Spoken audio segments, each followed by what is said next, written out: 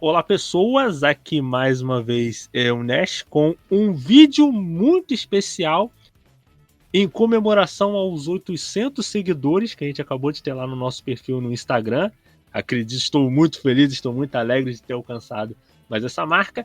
E aproveitando, eu queria gravar um vídeo com a participação especial de um dos nossos mais antigos colaboradores, Mano Nerd Oji-san. Oji-san, dá seu salve. E aí, galera, tudo certinho? Excelente, excelente. O Oji-san, que já tá gravando com a gente já há muito tempo, gravou vários casts aí com a gente. Aproveita e se inscreve também no canal do Oji-san, canal muito bom também. Ah, valeu. E eu queria estar conversando com o Oji-san hoje sobre um mangá e anime que é esquecido, mas que foi esquecido, mas que eu acho que não é... que é bom, que tem o potencial, mas que devido a alguns problemas ali, principalmente na animação, ele não ficou tão bom. A gente vai estar falando essa semana de Medaka Box, por que ele fracassou. E, Oji-san, você que tá com uma experiência um pouco mais fresca de memória do mangá, você poderia estar resumindo aí pra gente a sinopse de Medaka Box? E digo mais, é Medaka Box. Não é Medabox, não é Obabox e nem mesmo Megalobox. É Medaka Box. Pode crer, velho. Então, Medaka Box é um mangá shonen, né? Publicado ali na Shonen Jump. E ele é escrito pelo autor Nishio Ishin e desenhado pelo desenhista Akatsuki Akira. E assim, eu poderia dizer que Medaka Box é uma das maiores paródias do gênero shonen que existe, com uma boa dose de luta, né?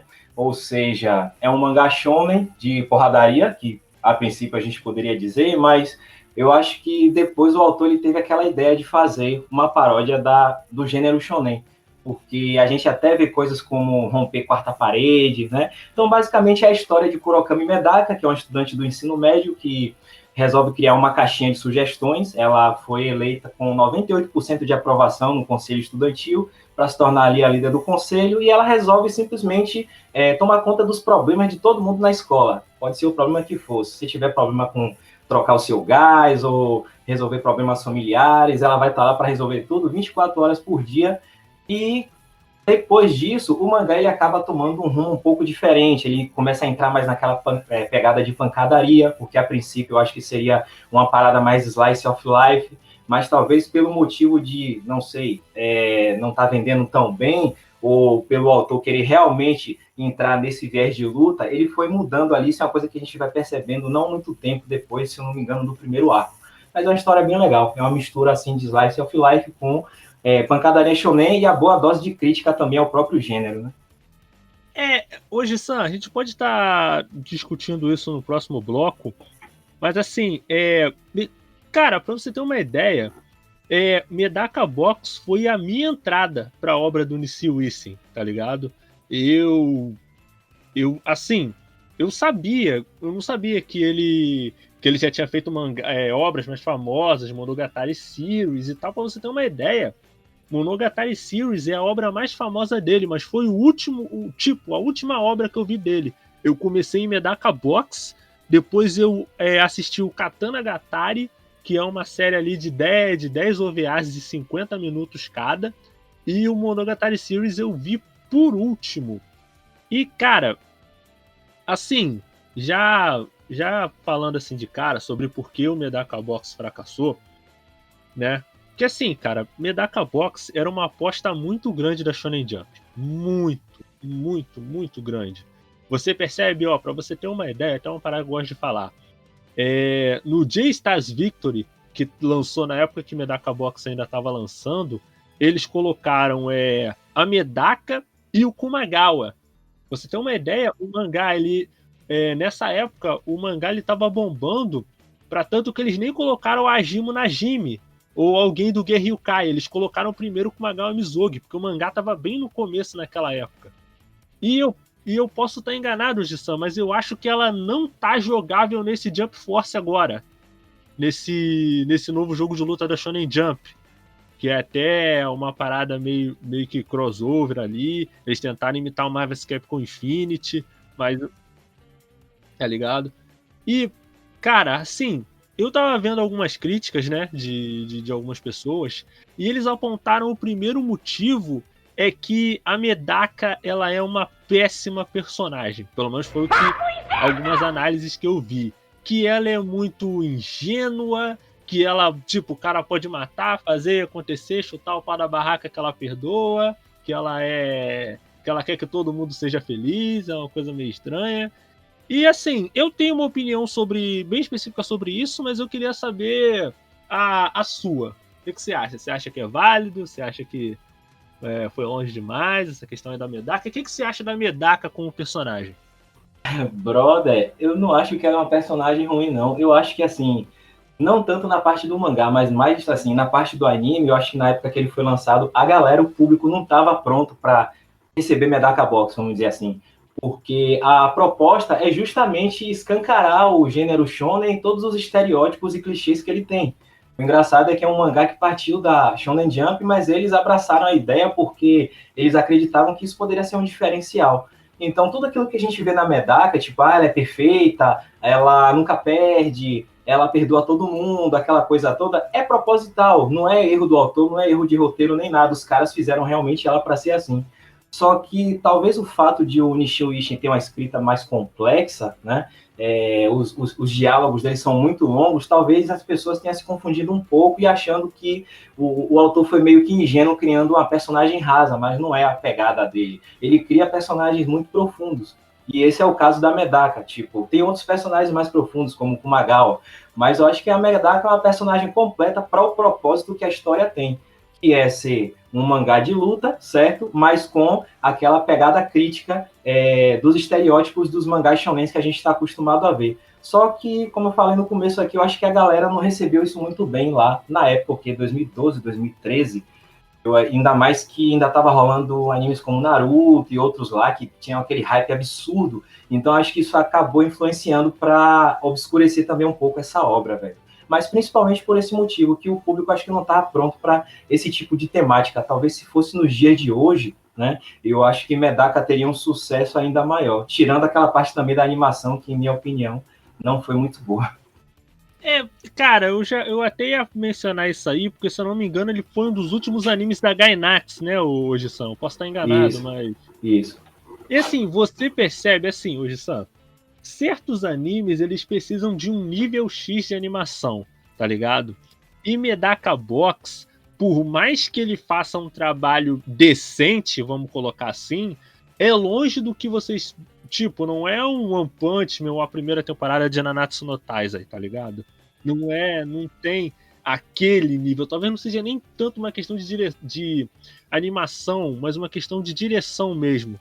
Mas voltando para a questão da Medaka, qual é a minha opinião sobre a Medaka, sobre Medaka Kurukami?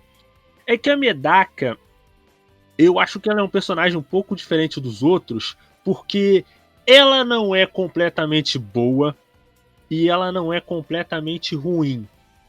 Mas ela não é cinza. Ela é. Porque assim, cara, eu não sei, Oji-san, mas assim, parece que a Medaka ela tá sempre na eminência de se tornar um grande inimigo, pra ser um grande antagonista da história. Por que que eu falo isso?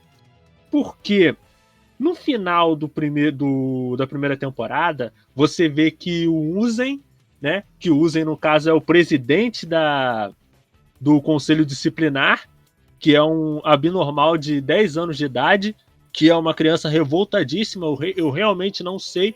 Primeiro é a Tânia de Gurichaf, e depois o Uzen, eu acho que estão fermentando o Chambito com ódio. O Pivete é bravo. Não tem lógica. Mas o ponto é que o Uzen ele vai fazer umas traquinagens ali, quase leva os amigos da Medaka a óbito, e a Medaka ela perde o controle, ela vira a deusa da guerra ali e ela quase mata o Uzen. Ela realmente ia matar o Uzen, só que teve que vir o Zenkichi, a Kikajima, o Akuni para segurar ela. O pessoal fala que a Medaka ela é paz e amor e tudo mais, mas cara, ela realmente ia matar o Uzen. Teve que ir os três para segurar ela. E no final da segunda temporada, a Medaka, ela sofre uma lavagem cerebral, por motivos que a segunda temporada vai te explicar, e ela estava na iminência de quase matar o Zenkit de novo.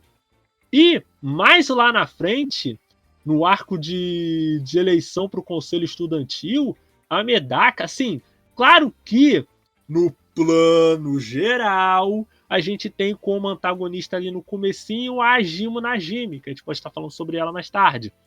Mas eu posso estar. Porque assim, eu já tenho um tempinho que eu não li o mangá de Medaka, o Oji-san que leu recentemente. Posso estar enganado, Oji-san, mas eu acho que do meio pro final desse arco da eleição do Conselho Estudantil, a Medaka se torna a grande antagonista, não é? Porque no caso é o Zenkit que agora tem que tentar vencer ela na eleição, né? Correto? Isso, exatamente. É mais ou menos ali pelo cento e pouco, 106, 110, aí começa essa transição aí, onde a Jima, ela faz tipo uma pequena lavagem cerebral na mente de Zenkit ali, para poder ele se virar contra a Medaka e ter toda aquela reviravolta de ela se tornar um tipo de antagonista, né? Cara, assim, eu não acho que seja bem uma lavagem cerebral, porque assim, cara, um ponto importante que eu acho que talvez se não tivesse, talvez Medaka Box realmente fosse um anime muito ruim por causa do Zenkit. Tá, a Medaka é esse arquétipo do personagem de Shonen que quer que todo mundo fique feliz, que ninguém mate ninguém e tal. Mas enquanto a Medaka ela tem esse comportamento, você tem um contraponto com o Zenkit. Que o Zenkit fala: ô, Medaka, você tem que parar com isso daí, Medaka. Esses caras aí são tudo vagabundos. Não... E por isso, por um lado, ele tenta reconhecer quando a pessoa ela tem uma vontade resoluta e quando a pessoa ela também não é exatamente ruim. Porque assim, cara, a Medaka, ela querendo ou não, ela é perfeita, pai e tal, mas ela quer forçar os ideais dela nas outras pessoas.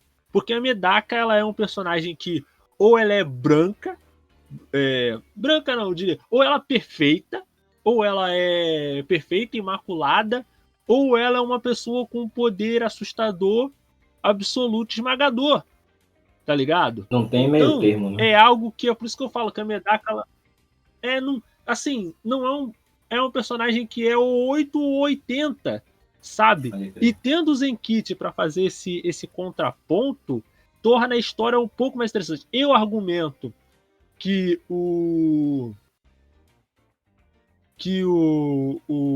Nissil Isen poderia ter mudado um pouco mais, porque eu acho que isso é um pouco do problema da escrita do Nissil Isen, que no caso a escrita dele é boa para suspense, para thriller, mas para ação ela não é tão boa, porque, assim, no caso, uma coisa que eu percebi assistindo Monogatari Series, né, que o Nissil Isen, ele precisa explicar muito da sua história através do diálogo. Eu até Sim. chamo de Monogatari Series de monólogo ou anime, porque os personagens eles falam, parece que eles não calam a boca nunca. Cara, é Nunca, verdade. nunca. Mas eu entendo esse ponto dele, porque tudo que o personagem ele faz, o que ele pensa, o que ele faz, o que ele deixa de fazer, precisa ser verbalizado, mesmo que de maneira indireta. Eu acho interessante alguns diálogos. Eu acho especial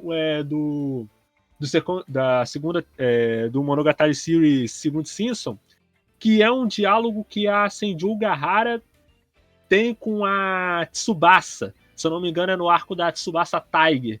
Que eles têm um diálogo ali que começa com as duas perguntando qual o tempero favorito uma da outra e termina com a Senju Gahara questionando a Tsubasa sobre se ela gosta de verdade do Araragi ou não, porque é rolo de Monogatari, tá ligado? E eu acho que pra shonen, o estilo de escrita do Nissil Isen não funciona tão bem, porque você precisa explicar as coisas através da ação, tá ligado? Tanto que tem gente que a obra que de mais de ação do Nissil Isen é o Katana Gatari. Eu, por exemplo, não gostei tanto. Mas tem gente que gosta do Katana Gatari e não gosta do Monogatari. Comigo já é o oposto. Eu não gosto do Katana Gatari e gosto do Monogatari. Tá ligado? E no Medaka eu fico ali um pouco dividido. Entendeu? Então, eu acho que é um ponto mais da maneira como o Nissio Isen escreve, sabe? Eu não sei se você sentiu mesmo, se você sentiu a ação travada por causa dessa mania que ele tem de É colocar isso, velho. diálogo. Exato, eu tive essa sensação também, assim, porque os traços de Medaka Box são muito legais, assim, até nas cenas de luta também. Mas mesmo nas cenas de luta, teve esse probleminha aí, a luta, tipo, ficava meio travada, né, ficava meio lenta. Coisas que poderiam ter sido terminadas mais rápidas, aí por causa dessa escrita, então acabou ficando mais devagar. Até o mangá em si, cara, o mangá acho que ele tem o quê? 189 capítulos. Eu, às vezes, tenho a impressão de que eu tô lendo um mangá 3 vezes mais longo, sabe? Porque tem coisas que acabam sendo desnecessárias, meio que repetitivas, né? Enfim, nenhum mangaka é perfeito, ninguém é perfeito, nenhum escritor é perfeito. Então, tem esses momentos que ele acaba pecando nessa parte aí, seja dos diálogos, seja na narração, mas fazer o quê? Hoje-san, o ponto não é nem assim, não é nem questão de ser bom ou mau escritor. É uma coisa que às vezes não é o estilo do cara escrever isso, cara. Às vezes o estilo do cara é bom para um suspense, é bom para um thriller, um slice of life, mas não é tão bom para obras de ação. E eu até acho, cara, que o Medaka Box ele foi esquecido de uma maneira injusta. E eu até fico um pouco triste porque no último episódio do Medaka Box, do anime do Medaka Box, ele tem tipo uma OVA chamada Seja um Bom Perdedor com Magawa Kan, que é tipo um gancho pra terceira temporada que ia ser com o Kumagawa, Com Kumagawa, sabe? Tanto que quem apresenta esse primeiro episódio é a Jimo Najimi. Tanto que é um episódio que apresenta o Kumagawa, mas você não tem essa terceira temporada, sabe? Ele te dá um gancho pra terceira temporada que nunca veio. E eu acho que é até um pouco injusto, cara, porque eu acho que essa terceira temporada era um bagulho que podia possivelmente salvar o anime, cara. Porque essa parte do Kumagawa é muito, muito boa.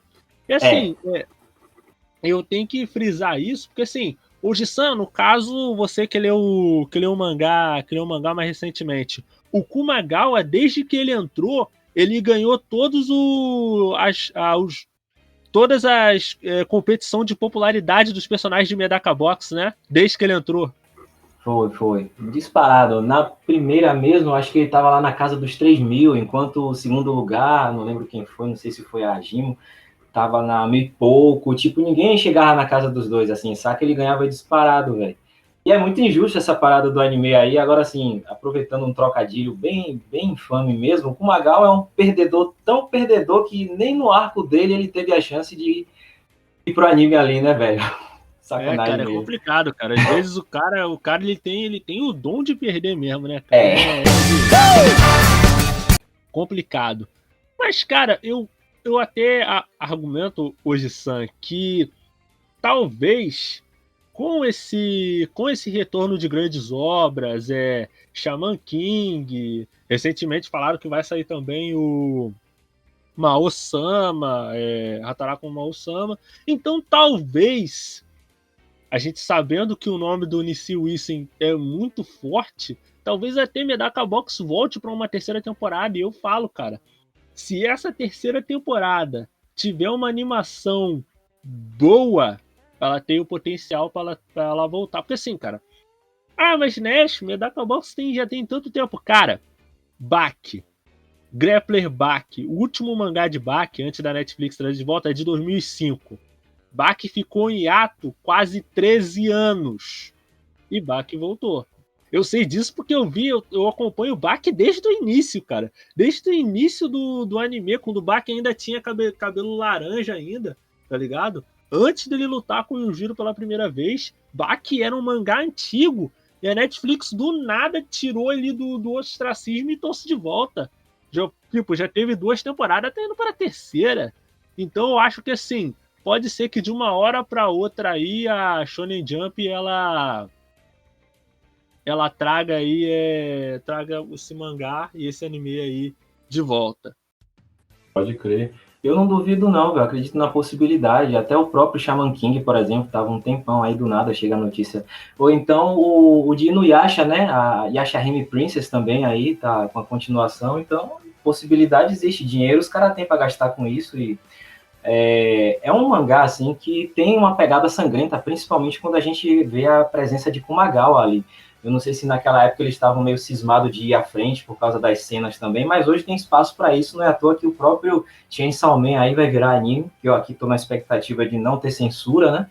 E o fato de o próprio mangá de Chainsaw Man ter estreado ali na Shonen Jump é possibilidade, então não vejo nada que impeça, não. De lá para cá também surgiram mais estúdios aí fazendo trabalhos incríveis, como por exemplo o de Boku no Hero, que eu acho que faria um trabalho bem legal se pegasse aí Medaka Box, era um estúdio que eu apostaria para fazer um trabalho bacana. Então, quem sabe? Cara, assim, sobre essa questão de censura, cara, se no terceiro episódio de Jujutsu já tem personagem arrancando o próprio coração, eu acho que esse negócio de censura a gente já não tá trabalhando mais com isso, mais não. Se existir um limite, Tomara. passado já. E a gente vai estar dando uma pausa para os nossos comerciais. Na volta, mais sobre por que Medaka Box fracassou aqui na rádio J-Hero, do seu jeito, do seu gosto.